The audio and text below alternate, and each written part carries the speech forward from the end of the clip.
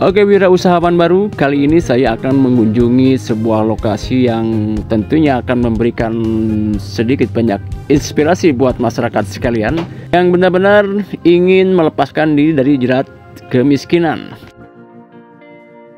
Dan saat ini saya akan menuju sebuah rumah yang di dalamnya ada kegiatan yang sangat positif ya. Dan ini adalah kediaman dari Bapak Ukar yang bergerak di bidang budidaya ulat Hongkong.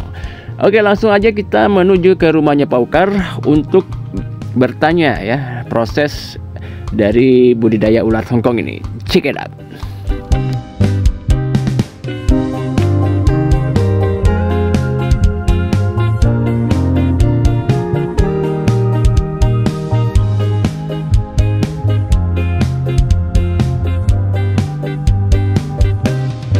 Rekan-rekan, sore hari ini saya menjumpai salah satu pengrajin ataupun petani ulat Hongkong yang sudah termasuk kategori berhasil ya. Ini sudah produktif ya. Kita lihat ini ulat Hongkongnya sudah ini layak jual ya Pak ya. Ya. Siap jual. Udah siap jual. Jadi hari ini saya mengunjungi salah satu petani ulat Hongkong. Nama usahanya apa Pak? Budidaya ulat Hongkong berkah mandiri. Budidaya ulat Hongkong berkah mandiri ya. Ya. Ini alamatnya ataupun domisilinya di mana Pak? Di Kampung Binong, Desa Cinangka, Kecamatan Ciampea. Kampung Binong, Desa Cinangka, Kecamatan Ciampea. Ya. Santai-santai Pak ya, kita ngobrol-ngobrol dulu seputaran budidaya ulat Hongkong. Ya. Mungkin saya nanti pengen tahu ini proses dari awal sampai sekarang itu sudah anggaplah ini sudah berhasil ya Pak ya. Ya. Dari semenjak mungkin pelatihan sampai memiliki kandang ini mungkin membutuhkan proses yang cukup lama. Ya. Nah, ini berbagi ilmu buat masyarakat ya yang mungkin tertarik dengan ulat Hongkong. Kita bisa ngambil ilmu nih dari Pak Ukar nih. Pak Ukar ini salah satu petani ulat Hongkong yang dari sekian banyak dari pelatihan, mungkin Pak Ukar ya? Iya. Ini sepertinya Pak Ukar ini yang berjalan ini. Ya. Boleh ceritakan Pak Ukar dari awal pelatihan sampai sekarang bisa memiliki begitu banyak ininya Pak? Boknya ya, udah mulai banyak. Iya. Bisa diceritakan Pak Ukar? Awal pelatihan itu sekitar 2 tahun yang lalu ya.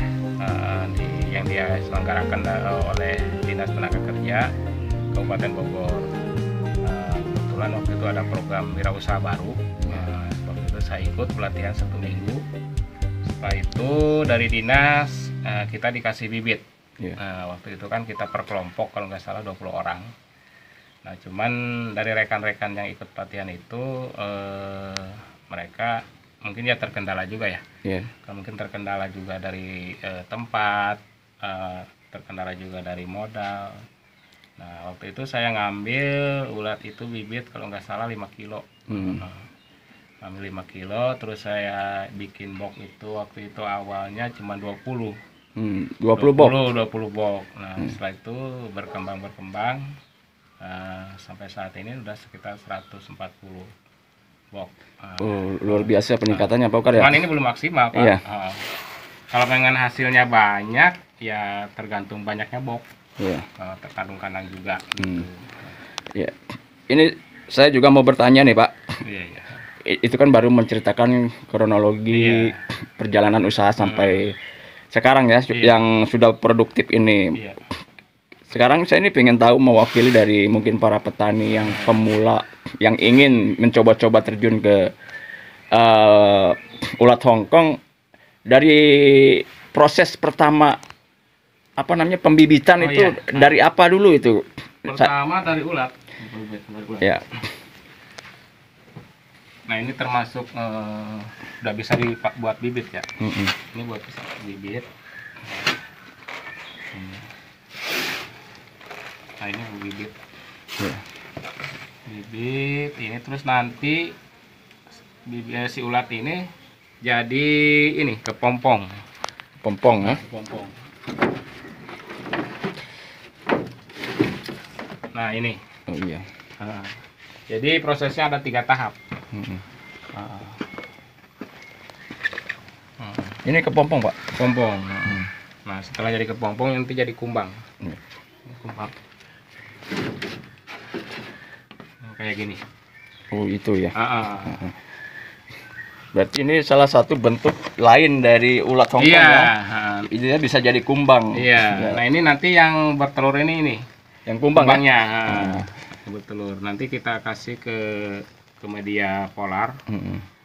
Masukin ke box ini. Kalau saya pakainya 2 gelas. Satu box ini. Satu Ini, box 2 gelas polar. 2 gelas kumbang. kumbang. Oh, iya. Nanti per 10 hari sekali diayak kumbangnya. Ditelurkan lagi. Jadi terus berlanjut seperti itu. Gitu. Dari ulat ini, Pak, bertransformasi menjadi kepompong itu menurut pengalaman Bapak itu berapa minggu, Pak? Kalau dari ulat ini menjadi kepompong itu sekitar 3 bulan. 3 bulan ya? Nah, dari ulat nol, dari ulat kecil ya. Iya. Sampai jadi kepompong itu 3 bulan. Kemudian kepompong berubah jadi kumbang? Kepompong juga kumbang itu sekitar 12 hari. 12 hari ya. Berarti itu proses ya? Iya. Proses dari awalnya ulat kecil, kemudian menjadi kepompong, dan berubah menjadi kumbang. Nah, kumbang itu nanti akan bertelur ya? Iya, betul. Di atas polar dan akan menetas menjadi ulat-ulat yang bayi-bayi ulat. Bayi-bayi ulat yang dibesarkan dan siap jual, Pak ya. Ini, Pak, dalam berapa box nih, Pak? Ini baru 140. 140 box. Setiap panen tuh kira-kira berapa kilo, Pak? Kalau total semua ya mungkin sekitar 1 kintal ya, 1 periode. 1 kintal, 1 periode dalam 140 box. Iya. Itu untuk ke arah panen itu membutuhkan waktu berapa minggu, Pak? 2 bulan. 2 bulan dari telur-telur, dari telur-telur kumbang ya. Dari telur kumbang 2 bulan untuk siap jual ya. 1 kuintal. Harga dari per kilogramnya berapa, Pak? Ini ulat hongkong. Kalau harga kan di pasaran. Sekarang relatif ya, kalau harga kadang-kadang nyampe 80, nyampe 60 per kilo. Per kilo sekarang. Sekarang lagi agak harganya. Agak lagi sekitaran 40.000. 40.000 ya, mungkin sekarang orang lagi nggak mikirin ulat hongkong ya. Mikirin buat lebaran. Iya, mungkin seperti itu. Kalau di total nih dari semenjak Bapak terjun ke dunia perulatan, sudah berapa kali panen dan menghasilkan berapa kilogram dalam kurun waktu sampai sekarang? Sampai sekarang dari awal itu sekitar 6 ya, 6 kintal. Enggak, 6 fase. 6 fase. Berarti udah 6 kali panen. 6 kali panen ya. Berarti sudah lumayan lah menghasilkan, Pak ya. Jadi berternak ulat hongkong ini cukup menjanjikan, Pak ya. Iya. Cukup menjanjikan. Penting ulat, terus kita juga jaga dari hama. Iya. Karena ini juga hamanya banyak, Pak. Selain semut, cecak, tikus, juga ada lagi yang namanya prengki. Prengki. Iya, yang paling bahaya. Iya, hama prengki itu mirip, Pak ya. Iya. Mirip, cuma dia lebih kecil ya. Prengki itu dikatakan bahaya. Dia itu selain makanin telur. Oh, makanin telur ya. Juga dia berkembang biak. Oh, begitu ya. Ya, jadi biak di media polar itu. Jadi merusak ya. Dan perkembang biakannya lebih cepat. Lebih cepat prengki daripada ulat. Oh iya. Masyarakat ya. Bahwa untuk menjadi wirausaha itu tidak sesulit ya yang kita pikirkan, asalkan ilmunya ada, kesempatannya ada, terus juga modalnya ada. Gitu. Juga mudah-mudahan nih ada perhatian ya dari pemerintah, karena kayak macam saya ini kan namanya wirausaha baru ya, butuh bimbingan juga. Betul. Mudah-mudahan ada akses permodalan lah, bantuan permodalan dari pemerintah gitu. Iya. Mudah-mudahan mengembangkan usaha ini. Mudah-mudahan pemerintah mendengar ya. Karena ini kalau memang benar-benar dikembangkan, ini salah satu media yang bisa mengurangi angka pengangguran, Pak ya. Ini mudah-mudahan juga nanti ini sertifikasi halalnya cepat keluarnya dari Kementerian Agama. Amin. Ini udah memasukkan sertifikasi halal ya? Udah lama ya? Kemarin kan juga ada dari IPB ke sini masih. Ke sini lihat-lihat gitu ya. Kata beliau memang udah lama udah dimasukkan cuma keluar. Dan mudah-mudahan ke depan ini ulat tongkong ini tidak hanya konsumsi buat pakan burung. Harapan saya sih semoga ke pangan gitu ya, karena kayak yang di luar negeri itu kan dia udah masuk ke pangan. Iya, ini sebenarnya Pak Ukar, ulat tongkong ini apa namanya, nilai gizinya tinggi ya? Tinggi, proteinnya tinggi. Tinggi.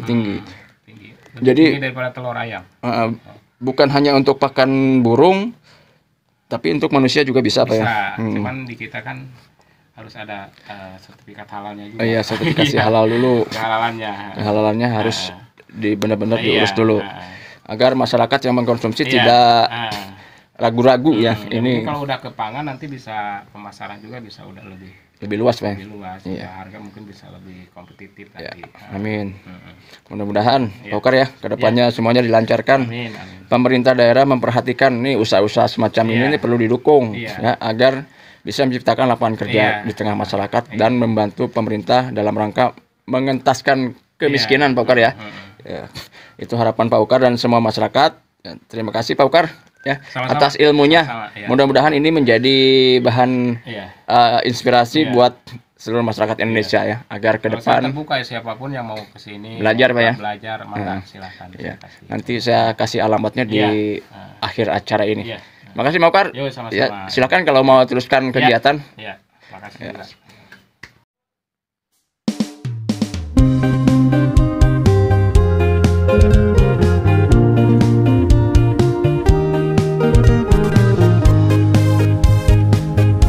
Ya, itulah demikian tadi saya mengunjungi sebuah lokasi yang cukup memberikan inspirasi buat kita, di mana lokasi itu adalah lokasi pembudidayaan ulat tongkong yang digawangi oleh Bapak Ukar Sukarna. Mudah-mudahan dengan penjelasan yang diberikan oleh Bapak Ukar Sukarna tentang proses membudidayakan ulat tongkong ini bisa memberikan inspirasi buat kita semua menjadi wirausaha baru yang berhasil. Terima kasih, sampai jumpa di liputan yang lainnya. Permios.